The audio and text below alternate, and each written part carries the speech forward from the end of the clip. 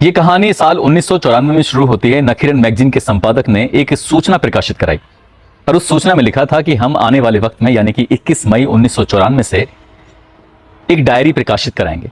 Diary के हर एक पन्ने को प्रकाशित कराएंगे। दरअसल डायरी थी चेंगलपंथ, एक जेल होती है, जेल के अंदर एक कैदी जिसका नाम गौरी शंकर उर्फ ऑटो शंकर, जो कि उस जेल के अंदर बंद था। उस जेल के अंदर बंद रहते हुए ही उसने डायरी के लगभग 300 पन्ने लिखे थे और उस 300 पन्ने में IAS officer, IPS officer, PCS अधिकारी, DSP, सांसद, विधायक, नेता, सभी लोगों से जो उसके संबंध थे उन संबंधों का हवाला उस डायरी के हर एक पन्ने में दिया गया था।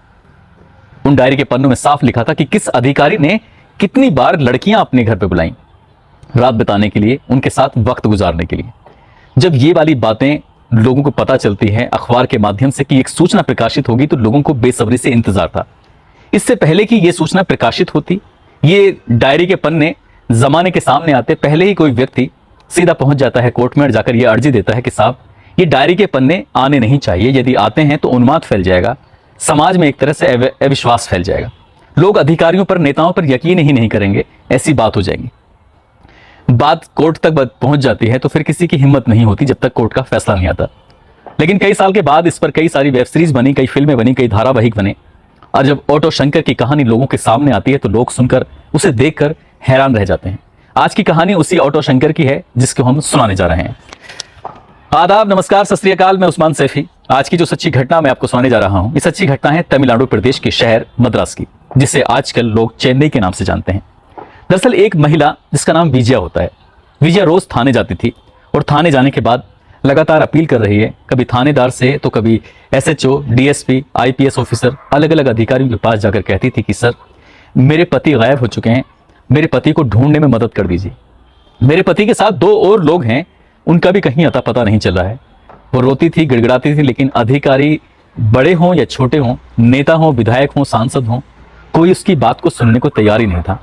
इसको लेकर वो महिला बहुत ज्यादा परेशान हो जाती है। विजया जब पुलिस और प्रशासन से थक जाती है, हार जाती है, तभी वो पत्र लिखना शुरू कर दिए और वो पत्र लिखती है DGP के लिए, CM के लिए और राज्यपाल के लिए। जब अलग अलग अधिकारियों को, उच्च अधिकारियों को पत्र लिख रही थी तो एक बार पत्र मिल जाता है राज्यपाल को और राज्यपाल उस पत्र को पढ़ने के बाद उन्हें लगता है कि इस महिला की समस्या है, इसकी परेशानी, इसको सुना जाना चाहिए। तभी वो तमिलनाडु प्रदेश के DGP को अपने पास बुलाते हैं राज्यपाल, और बुलाने के बाद उनसे कहते हैं कि ये केस है, इसको आप दिखवाइए। दरअसल 3 सदस्य हैं, संपत, मोहन, गोविंदराज, ये तीनों गायब हैं। इनके बारे में पता करने की कोशिश करो, आखिरकार क्या बात है। उसमें एक शक जाहिर किया गया था एक लड़के के खिलाफ। अब उस शक के आधार पर ही उस लड़के को पुलिस हिरासत में लेती है तो वाकई चौंकाने वाली बात सामने आती है। दरअसल उस लड़के का नाम होता है गौरी शंकर, जो कि 21 जनवरी 1954 को पैदा होता है। ये तमिलनाडु प्रदेश का वेल्लोर जिला है, वहां का कांगे नल्लूर एक जगह है, गांव है, उस गांव में उसकी पैदाइश होती है। और कुछ दिन के बाद वो लड़का अपने परिवार के साथ चेन्नई आ जाता है। चेन्नई के मायलापुर में जो झुग्गियां बनी हुई थी, उन झुग्गियों में रहने लगता है। शुरुआत में वो रिक्शा चलाता था, लोगों को इधर से उधर लेके जाया करता था। जब थोड़े से पैसे उसने इकट्ठे किए तो एक ऑटो रिक्शा ले लेता है। पहले वो खुद चलाता था, अब ऑटो रिक्शा यानी कि मशीनरी होती है तो और आसानी हो जाती है। उसकी जिंदगी ठीक चल रही थी। साल 1975 में उसने चेन्नई में कदम रखे थे और वक्त जैसे जैसे आगे बढ़ रहा था वैसे वैसे वो चेन्नई की हर एक गली से वाकिफ हो जाता है। लोग उसके पीछे बैठते थे, तरह तरह की बातें जब ऑटो रिक्शे में करते थे तो बातें भी सुनता था। उसको लगने लगा कि समाज में किस चीज़ की ज़्यादा ज़रूरत है और किसकी नहीं है। इसी तरह से साल दर साल गुजरने लगते हैं और इसी बीच में मद्रास के अंदर शराबबंदी का ऐलान कर दिया जाता है कि शराब पर पूरी तरह से पाबंदी है। अब यहाँ अगर शराब बेची गई तो वो नियमों के खिलाफ होगी। यदि किसी ने शराब को बेचने या खरीदने की कोशिश की तो उसके खिलाफ कानूनी कार्रवाई की जाएगी। अब ये बात वहां आम आदमी से लेकर खास आदमी हर एक जगह तक ये बात थी। अब चाहे कोई भी हो, अब शराब से दूरियां बनाने लगा। लेकिन कहते हैं कि जब जब इस तरह के कानून आते हैं, इस तरह के नियम आते हैं, तब तब कानून टूटते ही हैं, नियम टूटते ही हैं। और ठीक वैसे ही होता है। ये शंकर कुछ ऐसे लोगों के संपर्क में आता है जो कि शराब की तस्करी करते थे। अब शराब की तस्करी होती है इसकी ऑटो में रखकर, शराब की तस्करी होने लगती है, जगह जगह चेकिंग होती थी, तो ये परेशान होता था। इसे लगता था कि ये धंधा सही नहीं है। लेकिन एक आध साल उसका ऐसे ही वक्त गुजर जाता है और इसी बीच में उसके दिमाग में आता है कि क्यों ना कुछ ऐसा धंधा किया जाए जिसमें ज्यादा इनकम हो, रिस्क कम हो। शराब में रिस्क ज्यादा था, इनकम उतनी ज्यादा थी नहीं और इसको लगता है कि यदि महिला लड़कियों की सप्लाई की जाए इधर से उधर तो इसकी जिंदगी बदल सकती है। इसी बीच में शादी कर लेता है। एक महिला होती है जिसका नाम होता है जगदीश्वरी। जगदीश्वरी से शादी कर लेता है, उसके बच्चे भी हो जाते हैं, 4 बच्चे पैदा होते हैं। और इसी बीच में इसने ये वेश्यावृत्ति का धंधा कराना शुरू कर दिया। अपने यहाँ पर सुंदर सुंदर लड़कियां रखता था और उन सुंदर सुंदर लड़कियों के लिए जब ग्राहक आते थे तो इनकम ज्यादा होने लगी। अभी आसपास के इलाकों में थोड़ी थोड़ी पहचान थी, फिर पहचान कुछ इस कदर बढ़ने लगती है कि अब नेताओं के भी फोन आने लगे और कहने लगे कि भाई गौरी शंकर कोई लड़की हो तो दिलाओ, सुंदर लड़की हो तो। अब वो गौरी शंकर क्योंकि ऑटो चलाया करता था तो इसीलिए उसका नाम गौरी शंकर से हटकर ऑटो शंकर रख दिया जाता है। लोग उसे अब ऑटो शंकर के नाम से बुलाने लगते हैं। अब चाहे वो छोटे लेवल का नेता हो या बड़े लेवल का नेता हो, ये सांसद हो, विधायक हो, ऐसे बताया जाता है कि बड़े बड़े नेता उससे लड़कियों की सप्लाई कराने लगे, लड़कियां अपने पास बुलाने लगे उनसे संबंध रखने के लिए। सब कुछ उसकी जिंदगी में ठीक चल रहा था और ठीक चलते चलते एक बार उसको एक ऐसा प्रतिद्वंदी व्यक्ति मिल जाता है जो पहले से ही इस काम को कर रहा था। साल 1980 की बात है।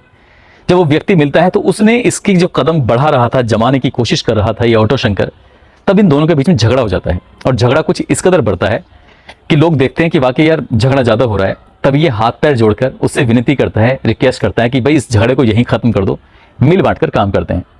और साल 1980 में ही इस व्यक्ति को ये एक ऐसी एकांत जगह पर गुमराह करके लेके जाता है जहां उसे पता ही नहीं था कि उसके साथ होने वाला क्या है। वहां ले जाने के बाद उस व्यक्ति को वो इस कदर मारता है, पीटता है, तब तक पीटता रहता है जब तक क्या उसकी जान नहीं ले लेता और उसको जिंदा जला देता है।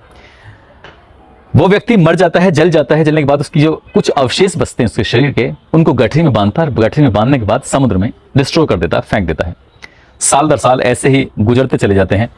अब यहाँ पर इसके कोठे पर जो इसका रेड लाइट एरिया था, उसका ये एक तरह से सर्वे सर्वा था। वहां पर एक से बढ़कर एक खूबसूरत लड़कियां आया करती थी। एक ललिता नाम की बड़ी खूबसूरत लड़की थी, उससे इसे प्यार हो जाता है, उससे शादी कर लेता है। शादी तो उसने पहले भी कर रखी थी जगदीश्वरी से, लेकिन ये इसकी ललिता तीसरी पत्नी होती है। उसके साथ जब मन करता था बैठता था, उससे बातचीत करता था। ये साथ में डांस बार का भी काम किया करती थी, इसके पास भी ग्राहक आते थे।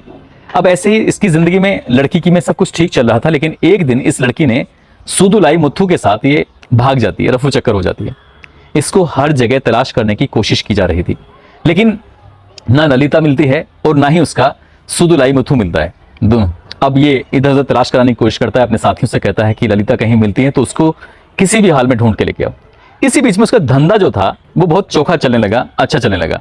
अब न केवल नेता बल्कि IAS अधिकारी, IPS अधिकारी, जो चाहे SHO हो, इंस्पेक्टर हो या फिर और भी किसी भी विभाग के अधिकारी हो, अब ये अधिकारियों को महिलाएं सप्लाई करने लगा, लड़कियां सप्लाई करने लगा। जैसे जैसे इसका रुतबा बढ़ रहा था वैसे वैसे इसके पास पैसे बढ़ने लगते हैं। एक बहुत बड़ा बंगला खरीदता है, बहुत बड़ी गाड़ी खरीदता है जो महंगी गाड़ी होती है। अच्छी बाइकों का रखने का शौकीन हो जाता है, बड़े अच्छे अच्छे कपड़े पहनता था, जिंदगी ठीक चल रही थी। तभी इसके दोस्त का इसके पास वो संपर्क करता है, कहता है कि ललिता मिल गई है।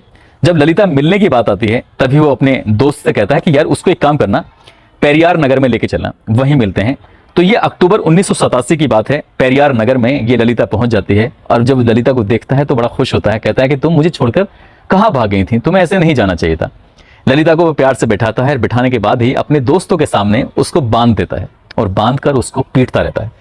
वो दोस्त रोकने की कोशिश कर रहे थे, लेकिन वो कहता है कि तुम्हें दूर रहना है, मुझे इससे बात करनी है। और बातचीत के बहाने से वो उसको बहुत मारता है, इतना मारता है कि मारते मारते उसका गला घोंटकर उसकी हत्या कर देता है। वहीं उस पेरियार में जो उसका घर था, उसी घर के अंदर उसकी कब्र बनाता है और वहीं दफना देता है। अब जिसके साथ ये भागी थी, उसका जो प्रेमी होता है, उस प्रेमी का ये संपर्क करता है, कहता है कि शंकर, ये ललिता का पता नहीं चल रहा है, ललिता है कहाँ? तो वो कहता है कि तुम्हें पता नहीं है, वो VIP के साथ भ्रमण पर निकली है, घूमने निकली है, आ जाएगी, तुम परेशान मत हो। तभी सुदुलाई को यकीन नहीं होता, कहता है कि यार मुझे एक बार मिलना है, बात करनी है, किसी तरकीब से बात करा दो। वो जिस देश के जिस हिस्से में होगी मैं उस हिस्से में जाकर उससे बात करूंगा, एक बार बात करा दो। वो कहता है कि अगर तुम बात करनी तो पेरियार नगर में पहुंचो, वो वहां मिलेगी। पेरियार नगर में उससे दोस्त को, जो उसका प्रेमी होता है, उसके पत्नी का, उसे वो बुलवा लेता है। बुलवाने के बाद दोनों बैठते हैं, खाते हैं और उसको खूब जमकर शराब पिलाता है। इतनी शराब पिलाता है कि वो बेहोशी की हालत में होता है। और तभी जब नशे की हालत में था, वो कुछ विरोध करने की कंडीशन में नहीं था, तभी उसमें आग लगा देता है। और इस कदर वो जलने लगता है, चीख रहा था, चिल्ला रहा था, अपनी बचने की अपील कर रहा था, लेकिन उस पर कोई फर्क नहीं पड़ रहा। अब ये इसका तीसरा मर्डर होता है उसको जलाकर जो उसके अवशेष बचते हैं उसको गठरी में बांधता है और समुद्र में जाकर फेंक देता है। सुदुलाई मिथु जब लगातार कई दिनों से गायब चल रहा था तो उसके परिवार के लोग, उसके दोस्त घबरा जाते हैं, परेशान हो जाते हैं। ऐसी कौन सी जगह थी जहां सुदुलाई मिथु को ढूंढा नहीं गया था? तभी उसका दोस्त होता है रवि। रवि कभी इस मोहल्ले में, कभी उस मोहल्ले में, कभी जहां जहां उस लड़के के संपर्क होते हैं सुदुलाई के, उन लोगों से जाकर मिलता है, बातचीत करने की कोशिश करता है। इसी बीच में उसने ललिता को भी तलाश करने की कोशिश की, क्योंकि वो अक्सर ललिता के पास जाता है। ललिता गायब चल रही थी। जब ललिता गायब चल रही थी तो उसके दिमाग में कुछ ना कुछ शक पैदा होने लगता है कि ललिता अगर गायब है तो उसका दोस्त गायब होने का पीछे रीजन क्या है। तभी वो पहुंचता है ऑटो शंकर के पास। और जब ऑटो शंकर के पास जाकर कहता है कि क्या तुमने मेरे दोस्त को देखा है? मैंने उसे हर जगह तलाश करने की कोशिश की, लेकिन सुदुलाई कहीं मिल ही नहीं रहा है। तुम बताओ, नहीं तो मुझे पुलिस के पास जाकर उससे मदद मांगनी होगी। जब ऑटो शंकर इस बात सुनता है तो वो कहता है कि ऐसा ना हो ये बात खुल जाए और उन दोनों की वो हत्या कर ही चुका था। तभी कहता है कि ठीक है, तुम अपने दोस्त से मिलना है तो पेरियार नगर पहुंचो और वहां पर वो मिल जाएगा, मैंने उसको वहीं पर रखा हुआ है। वो रवि सीधा पेरियार नगर पहुंचता है और वहां जाने के बाद इंतजार कर रहा था।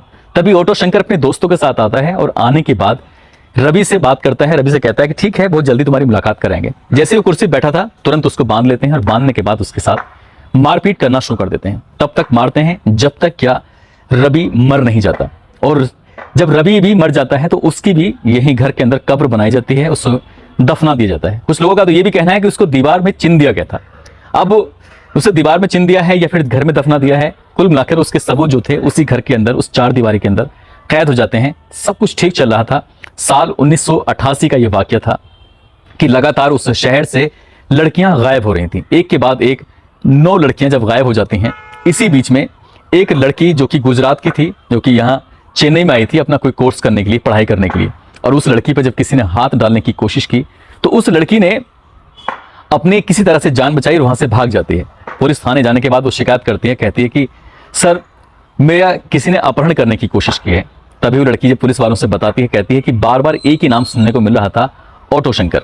ऑटो शंकर का नाम आता है तो पुलिस शांत हो जाती है। पुलिस इसलिए शांत हो रही थी क्योंकि पुलिस को हफ्ते भी मिलता था, पुलिस को सुंदर सुंदर लड़कियां भी मिलती थी।